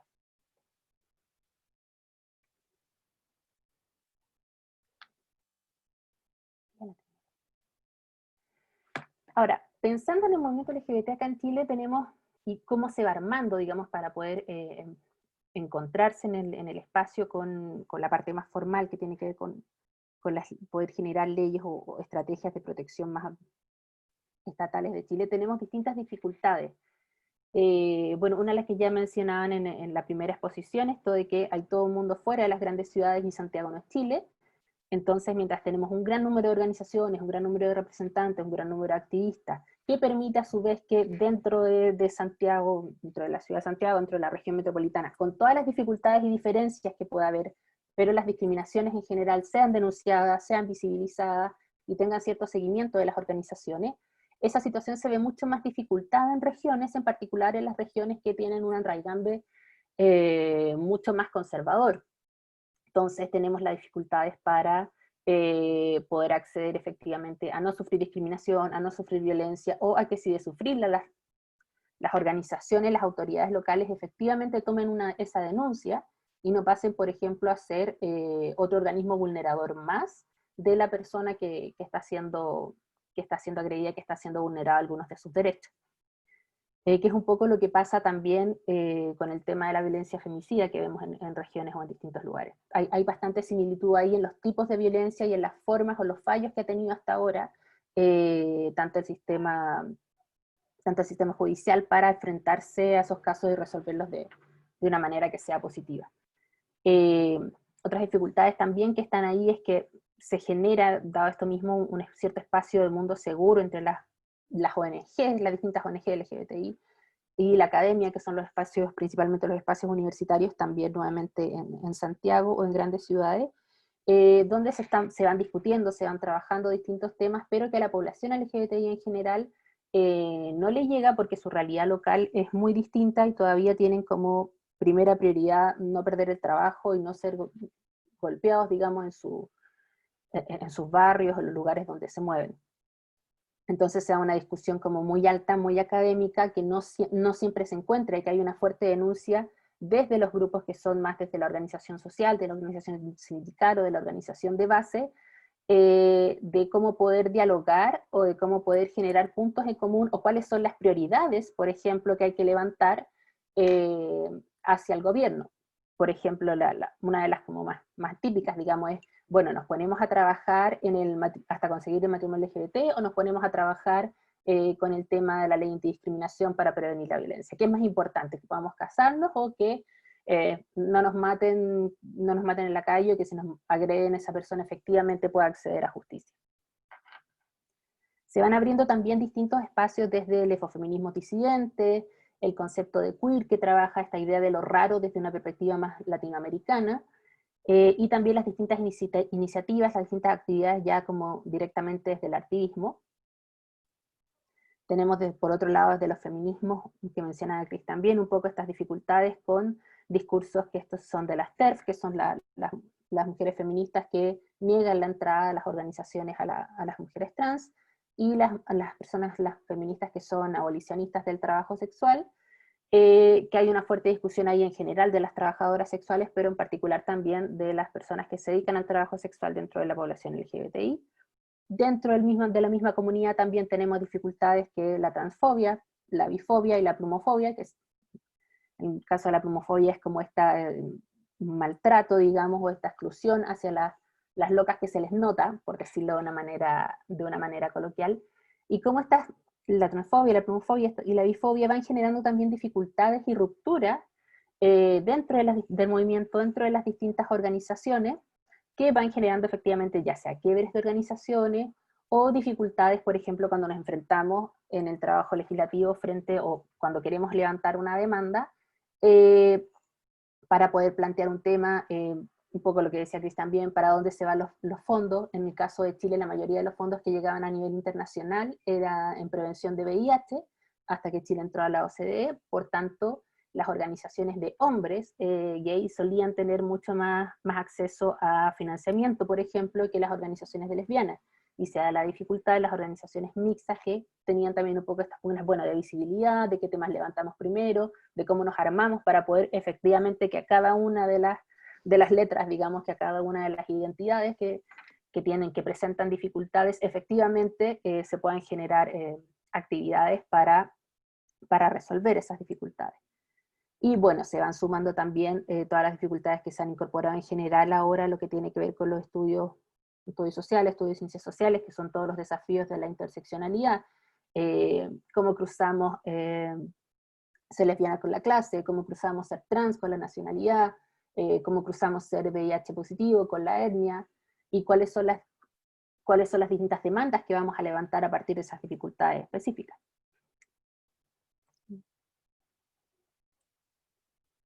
Entonces, se van generando distintas estrategias, distintos tipos de trabajo. Algunas personas se suman a partidos políticos, otros trabajan, digamos, desde organizaciones, desde el mundo privado, organismos públicos, estudiantes también se organizan, y también estas distintas agrupaciones que yo les mencionaba, que están como periféricas o fuera del espacio, que son bastante críticas a las otras organizaciones que sí dialogan con los partidos políticos o con el gobierno, respecto un poco a los alcances que se pueden lograr y cuán efectivos puedan ser esos alcances, y que lamentablemente en general, como va el funcionamiento de las leyes, les da un poco la razón en cuanto a la efectividad y a la rapidez para poder resolver ciertas dificultades. En general en Chile lo que ha tenido es una política bastante reactiva, tanto en lo que tiene que ver con leyes como políticas públicas. Lo que yo les mencionaba ha sido un gran aliado para la población LGBTI, lo que tiene que ver con los tratados internacionales, De hecho, el acuerdo de unión civil es parte de una de las exigencias que le hace la Comisión Interamericana de Derechos Humanos a Chile, cuando se resuelve de manera positiva para Karen Atala el reclamo que ella levanta porque el Estado de Chile, al quitarle a sus hijas, había vulnerado sus derechos. Entonces, la aprobación, por ejemplo, de la ley de unión civil tampoco, si bien tiene nuevamente el apoyo y todo el trabajo de las organizaciones detrás, que es una exigencia de varios años, pero tampoco se da en el aire, o tampoco se da solamente porque, oh, esta vez logramos esto, sino que también hay efectivamente una presión internacional que obliga al Estado a dejar de omitir el tema y efectivamente tomar acciones en el asunto. Se van generando también otros tipos de leyes, entre comillas, afines a la población LGBTI, como el Acuerdo de Unión Civil, y principalmente lo que se funciona es en base a mesas de trabajo o distintos programas y capacitaciones, que lamentablemente, si bien se firman, se financian en algunos casos, pero no necesariamente llegan a toda la población, o no necesariamente están hechos con la suficiente altura de miras para que sean efectivos para toda la población. Tuvimos hace menos de una semana un caso de una mujer trans que fue golpeada por los guardias de un centro de salud municipal, vejada, insultada,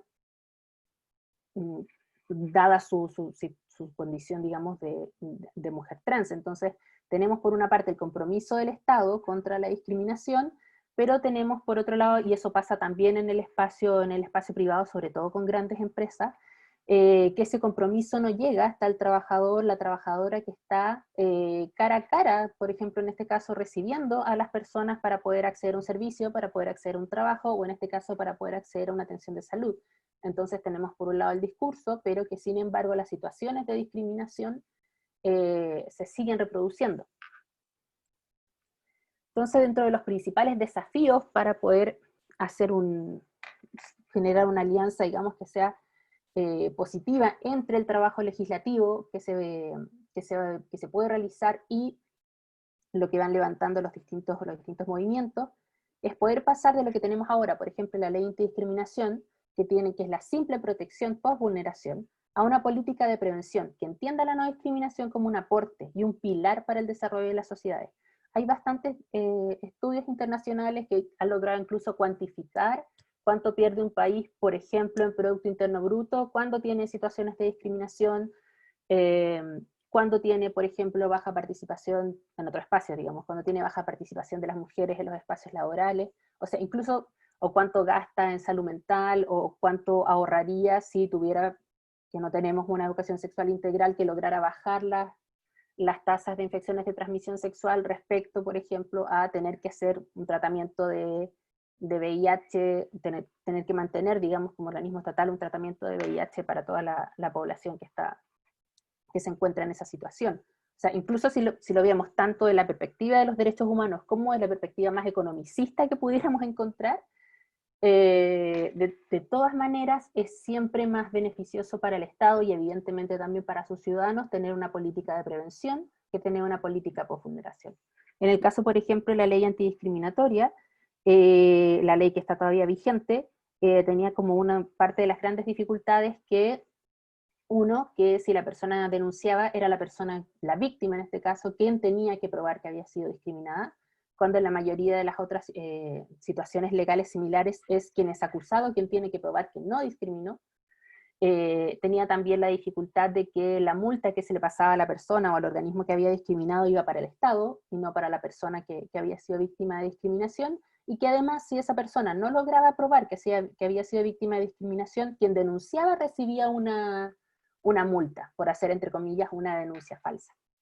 Todo ese tipo de cosas se han modificado ahora dentro de lo que se logró hacer avanzar hasta la propuesta que se presenta a la Cámara de Diputados, precisamente corrigiendo esos puntos, que ahora depende de quién es denunciado, de quien discrimina, digamos, probar que efectivamente no discriminó. Se postula de manera mucho más detallada qué se va a entender por discriminación. Se toman también no solamente la discriminación directa, sino que la discriminación indirecta, que es cuando tú tienes una normativa que sea general, pero dada su generalidad produce discriminación en alguna población que esté más vulnerable. Y también se elimina la multa en el caso de que la discriminación no sea reconocida, y se da, que es lo que se da si tú haces cualquier denuncia denuncia civil, digamos, efectivamente se reintegra a la persona que sufre la vulneración de sus derechos un determinado monto, digamos, como para poder alivianar esa situación, en los casos en que eso es posible, evidentemente. Siguen pendientes tanto desde el movimiento como desde el Estado, en este caso, poder convertir a los grupos vulnerables efectivamente en sujetos de derecho, y esto es súper importante, que no sean solo ellos reconocidos como sujetos de derecho, o el sistema ejecutivo, legislativo o judicial como sujetos de derecho, en el sentido de que se organicen por la defensa de sus derechos, o que el ejecutivo o el judicial genere leyes, distintos tipos de leyes antidiscriminación, o distintos tipos de leyes inclusivas, sino poder generar un trabajo para que toda la población, que son quienes finalmente vulneran los derechos de la población LGBTI, efectivamente les reconozca como sujeto de derecho. Y en ese sentido, incorporar la promoción de derechos humanos, tanto la ley antidiscriminación como la ley de educación sexual integral, que también se está trabajando en este periodo en la Cámara de Diputados, es súper importante porque es algo que no han tenido las leyes anteriores. Y que, tal como mencionaba Cris, dada la dificultad que tienen las distintas ONGs, que son principalmente voluntarios, para su propio autofinanciamiento, es muy difícil que organizaciones que no sean directamente el Estado puedan ejecutar. Sigue estando el tema de poder disminuir la discriminación y la violencia, poder trabajar con la comunidad, y bueno, finalmente también poder resolver este tema de ya no pensarnos en minorías, sino que poder generar no pensar que la diversidad sexual es una minoría, sino que poder atender a las distintas minorías que somos cada cual en nuestras combinaciones. Para cerrar ya, porque estoy súper pasada de la hora, quería dejarlos con una frase que refiere a otro tema, pero creo que aplica muy bien también acá también, que es que el racismo no es un problema de los negros, a quienes debemos apoyar y proteger, sino que es un problema de los blancos que debemos combatir, en el sentido de que no vamos a obtener grandes avances, y es un poco lo que nos ha demostrado lamentablemente la experiencia hasta ahora, si seguimos solamente con estas leyes de carácter post situación de violación de derechos, sino que necesitamos efectivamente tener un sistema legal y un sistema de funcionamiento que dialogue entre el Estado y las distintas organizaciones, que sea proactivo en la prevención de las violaciones a los derechos. Y con eso termino. Muchísimas gracias, Jennifer. Qué profundo y qué esclarecedor en muchos puntos lo que nos comentas y nos enseñas.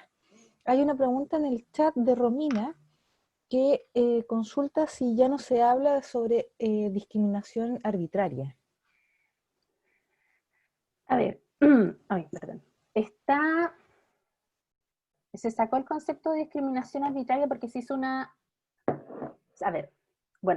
se quedó en la ley que pasó a diputados que se iba a sacar el tema del concepto de discriminación arbitraria. Hay distintas propuestas para que completar dentro de ese concepto que ya no está, que es discriminación arbitraria, pero lo que sí está fijo, porque se repiten varias propuestas, es que se enumera cuáles son las que vamos a entender como discriminaciones directas para las distintas categorías, porque esta ley de antidiscriminación no solamente tiene que ver con población LGBTI, tiene que ver con religión, partidos políticos, personas en situación de discapacidad, etcétera, atiende a muchos otros aspectos, y fue cuando se generó un trabajo en conjunto también bien bonito entre las distintas organizaciones. Entonces ya no se saca este concepto. Hay distintas propuestas, como les decía, para poder entender, hay 2 o 3 categorías distintas de discriminación, está la discriminación directa, discriminación indirecta, y querían sumar también algo así como una discriminación institucional, pero que está todavía también eso en discusión, y que van a ser las propuestas que se van a votar cuando ya pase a la Cámara de Diputados, porque ahora ya salió de la Cámara de Derechos Humanos, si no me equivoco, y está para la votación en la Cámara de Diputados, que es un poco el mismo estado en el que está la ESI, que también ya salió de la Comisión de Educación y está para la Cámara de Diputados ahora. Y que bueno, también ahí tiene varios ítems, digamos, que van con el tema de la no discriminación, respeto de los derechos humanos, y que en el caso de la ESI están pugnando con principalmente lo mismo que le pasó a la ley de identidad de género, con el tema de la autoridad de los padres por sobre los hijos. Muchas gracias, Jennifer. Bien, pues queda abierta la palabra por si quieren hacer alguna otra pregunta a modo de cierre, ya que estamos dentro del tiempo, partimos minutitos más tarde y estamos justamente unos minutitos más tarde también concluyendo. Ignacio Berrío nos pregunta: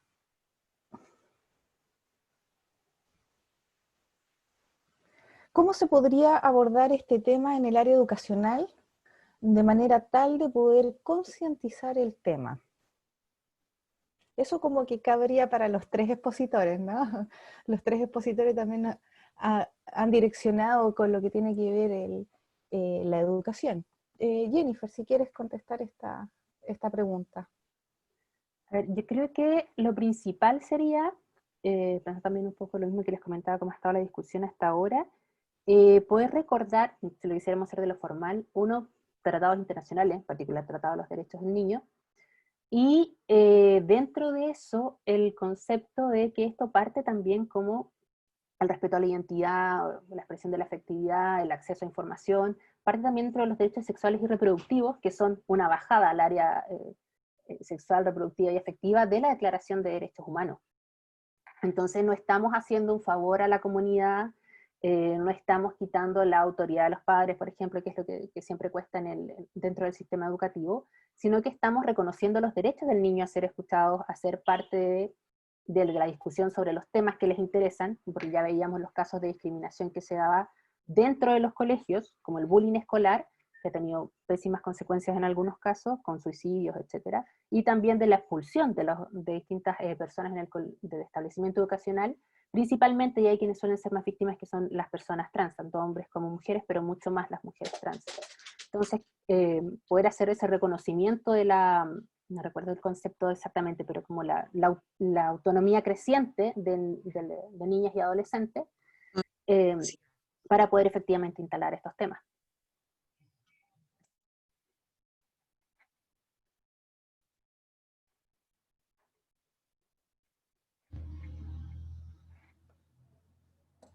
Yo puedo también aportar una cosita, Claro, por favor.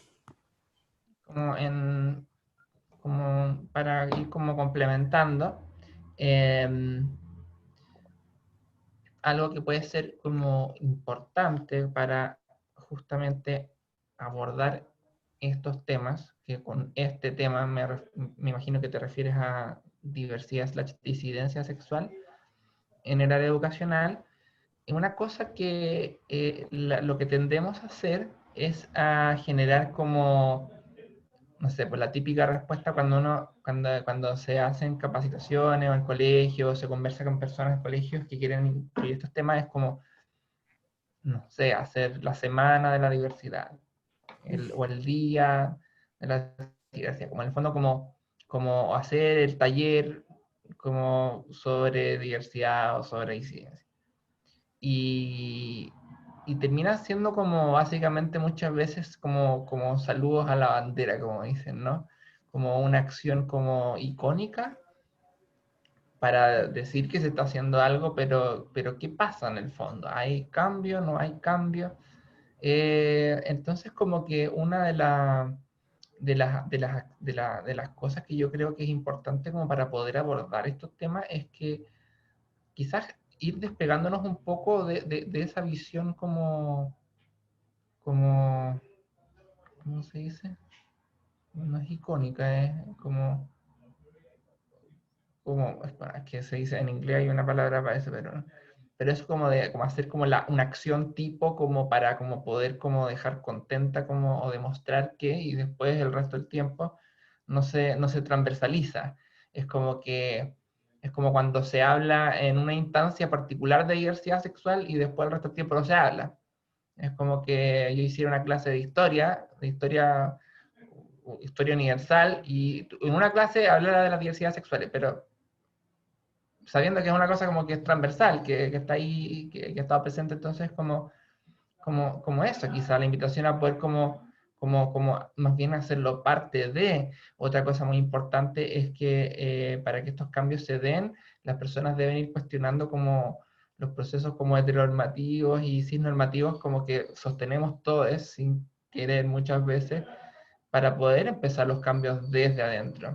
Y por último, también el lenguaje construye realidades, y cosas como, por ejemplo, hablar de los casos en los colegios es un lenguaje que de alguna forma sigue como reforzando como la normalidad versus la normalidad.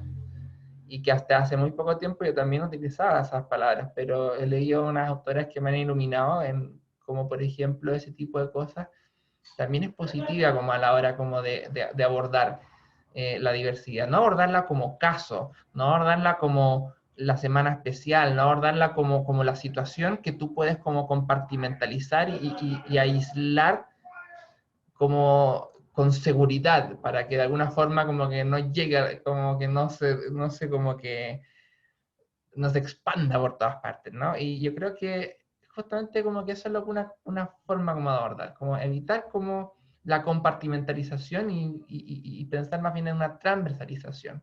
Eso quería colaborar.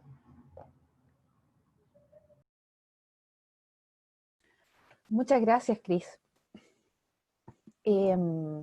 Bueno, ya vamos llegando como al término de este conversatorio. Queda ahí una preguntita que yo creo que si la hacemos nos vamos a extender un poquito, pero si ustedes gustan la respondemos, que es ¿qué herramienta de evaluación de las acciones de transversalización aplican en sus propias organizaciones? Yo creo que eso da para harto, ¿no? De alguna manera igual se han mostrado sus propias visiones y cómo ustedes van haciéndolo en su propio quehacer. De ahí uno puede deducir un poquito también cómo ir haciéndolo en las propias organizaciones y en los propios lugares del quehacer profesional o en el quehacer diario en nuestros oficios. Paulita, si usted quiere decir algo más, como para ir dando un cierre a este conversatorio, además allá de agradecerle a nuestros expositores. Fran, mira, la verdad es que, bueno, igual me llama la atención lo que decía la Romina al principio, yo creo que ahí estamos todos, que es la necesidad del cambio cultural que tenemos. Me estaban llamando. Por ahí vieron a la Jennifer Durán en pantalla, me estaban llamando. La necesidad del cambio cultural, Fran. Desde ahí, no sé, Cris, tú comentabas que ustedes trabajaban en Santiago, ¿cierto? El Radio de Acción era Santiago, pero ahora considerando este espacio que también genera la virtualidad, esta posibilidad de que estemos hoy día conectados, hay de distintas regiones, en este mismo conversatorio tenemos personas conectadas de distintas regiones, ¿hay posibilidad quizás de extrapolar ya sea modelos de trabajo o acompañamiento a las mismas instituciones? Por ejemplo, no sé, INACAP fue súper claro, la Romina, en decir, nosotros necesitamos apoyo, necesitamos participar en mesa, estamos recién en pañales trabajando sobre la ley de inclusión, o sea, sobre las políticas de inclusión. Estamos súper de acuerdo, con Romina en algún momento también hablamos todo lo que era sobre discapacidad, y también tiene que ver como qué tanto ruido ya se va generando a nivel de organizaciones en estas propias temáticas. O sea, en algún momento, y como decía también Cris, y ahí voy a enredar un poquito, hay temáticas que se visibilizan solamente con un saludo a la bandera. Por ejemplo, cuando hablamos de inclusión y viene la Teletón. O sea, automáticamente hablamos de discapacidad, pero se nos olvida todo lo que en realidad considera el enfoque de inclusión, ¿cachai? O sea, todo lo que tiene que ver con las diversidades, ya tanto culturales, sexuales, disidencias, género, etcétera. El espectro es bastante amplio, pero desde ahí el poder quizás el llamado es como articularse con las redes y trabajar con las propias comunidades, porque siento, y no sé si ahí, Fran, ahí se me va a caer un poco nuestro vínculo institucional que nos unió en algún minuto, esto de trabajar desde las mesas técnicas, ¿ya? Pero sin considerar la participación de quienes están efectivamente involucrados en los procesos de cambio, que son los profesionales de línea, o en el caso de los centros educativos, los mismos alumnos o los apoderados, y los apoderados también. Es complejo generar un cambio cultural. Desde ahí quizás el llamado y también ¿cuánto se llama? El conversatorio de hoy tenía un sentido, que era como vincularnos distintas organizaciones, distintos quehaceres que trabajamos en líneas formativas desde distintas líneas, ¿ya? Pero también tiene que ver con esto, con el poder visibilizar, el poder articular, y desde ahí yo creo que cada una se queda con un desafío. El lunes, Cris planteaba la necesidad del reconocimiento social, también nos da a conocer la problemática que es, por un lado, obtener un reconocimiento social, pero sin una ley o un paraguas que de alguna forma te proteja. Desde ahí también hay varias cosas que van surgiendo y yo creo que vamos a tener que ir conversando entre las distintas organizaciones para ver cómo, sin necesidad de tener una ley, también poder generar cambios en nuestros propios espacios de trabajo.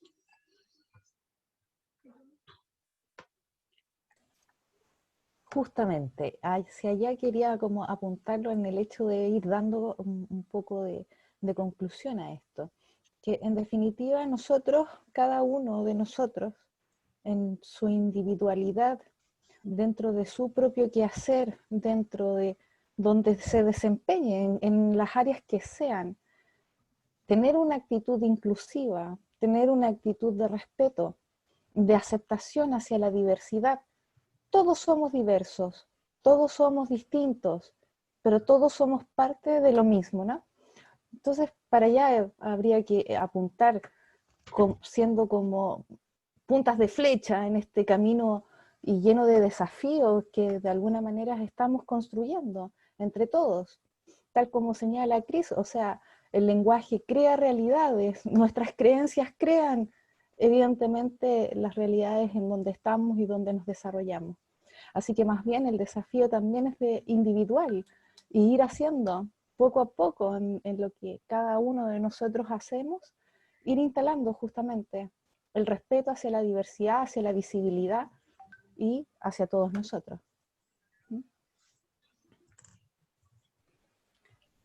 ¿Alguien más quisiera comentar algo? A los expositores, a Paula. Si no, estamos cumplidos con nuestros objetivos en el día de hoy.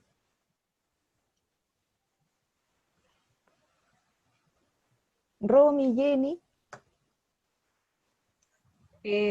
Bueno, yo por mi parte agradecer la invitación, sumarme también a lo que dijo Jenny, Cris, y quisiera aportar así solamente la idea de, como él bien decía, lo del lenguaje construye realidades, olvidarnos un poco del etiquetado.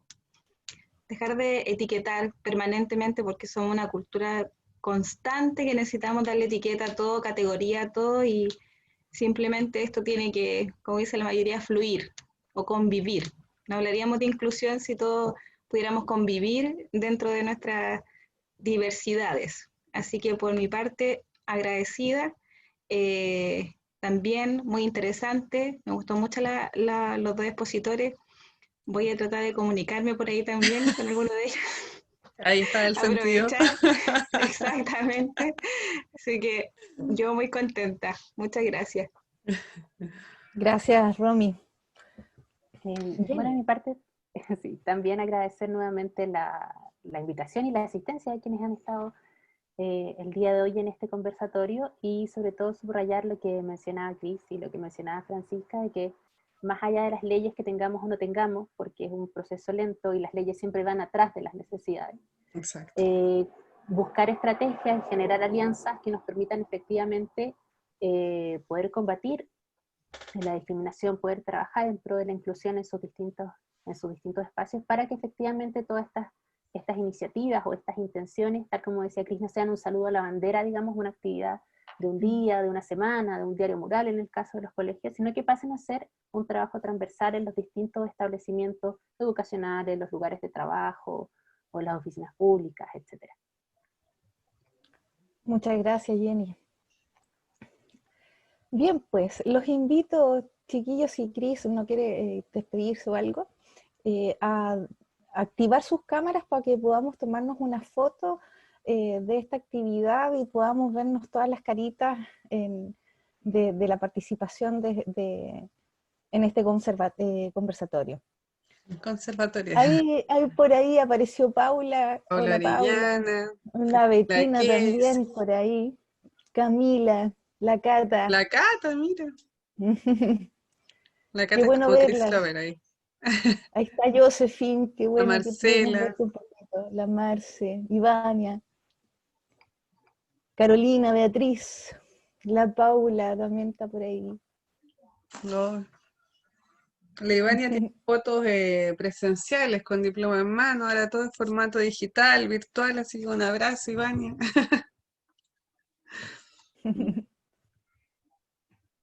Bien, ahí Paulita, tomemos la foto. Parece que Dando las print, demás... print, print, pueden tomar ustedes también print y subirla obviamente a sus redes sociales.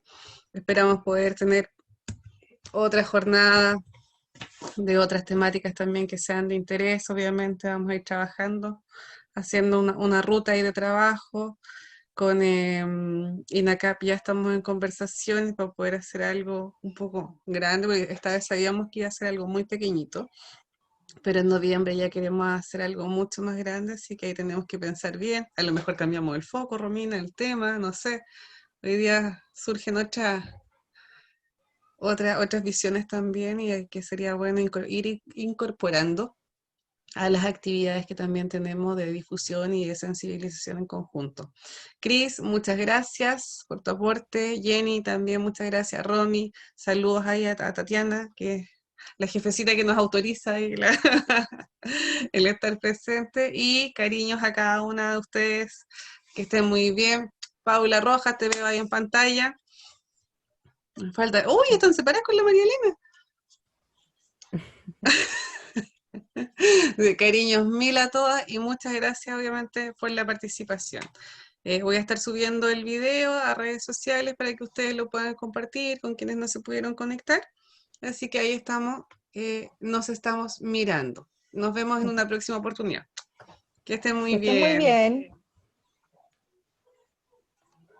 Chao, chao. Chao. Chao, chao.